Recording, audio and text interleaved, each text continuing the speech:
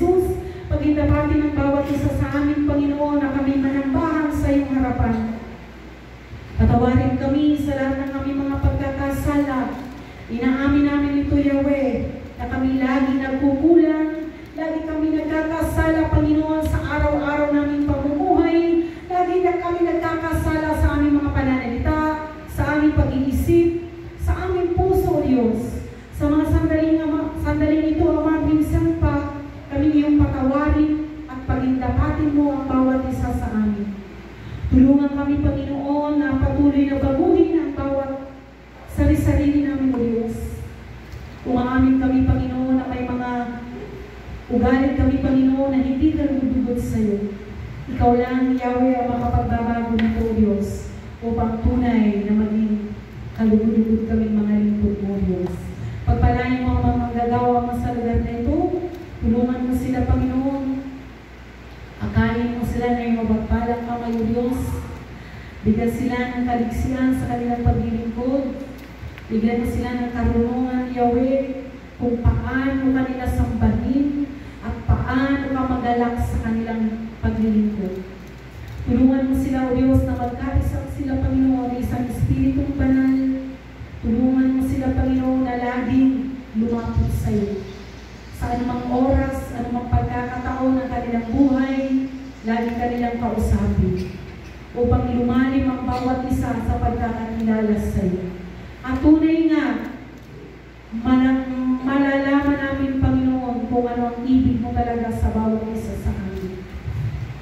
Patuloy ko rin itinataas ang mga attender mo sa lugar na ito, saan man sila naroon sa mga sandaling ito, Yahweh. Minsan pa, paalalahanan sila ng Espiritong Banal. Kailangan mo, Panginoon, na abutin mo sila sa mga sandaling ito at ipuin minsan pa ang kanilang mga puso, Diyos. Gisingin sila, Panginoon, sa kanilang pananahimik nila, Panginoon. Hayaan mo, Diyos, na ipaalala sa kanila minsan pa na may gawain ka tuwing araw ng Huwebes, lagi kang naghihintay sa kanila. Kayo po ang nakababatid ng bawat isa. Sa lahat ng tao sa lugar nito, alam mo, Diyos, ang lahat ng kanilang buhay, ang kanilang puso, patuloy namin sila alay sa iyo sa hapon ito. Sa gawang mo ito, ikaw ang Diyos na siyang patuloy na magtayo nito, Panginoon. Magbigay ng katagumpayan ng Yahweh na siya dahil. Maging kami mga awit ng manulungkot o Diyos.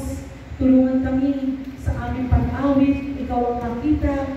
Ikaw ang Diyos na maranasan. Sa bawat tinig ng bawat isa sa amin, O Diyos, bigyan mo ng tanda-timaran kababalagan sa bawat puso na makarinig ito, O Diyos, ay tunay nga tumingin mo sa kanila at gumisin sa kanila pagkaroon sila ng buhay na tunay nga may Diyos na naghihintay sa lugar nito.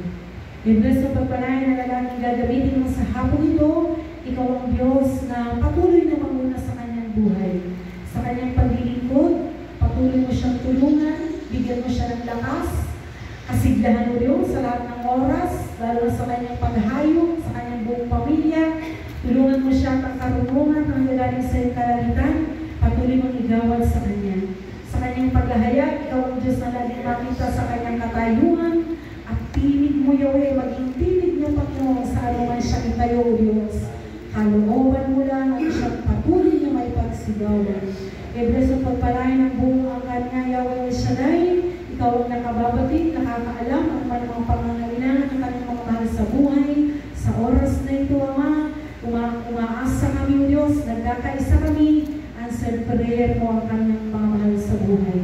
Maging kami mga awin mo, mga attender mo, mga naririto at mga darating pa, O Diyos, nilinis mo na rin po sila. At hayaan mo, Panginoon, na umaasa kami, uuwi kami mananagumpay, at ang lahat ng wala kami sa aming buhay ay tinugunan mo sa gabi nito. Sa iyo namin ibinabalik ang papuri, pagluwalhati,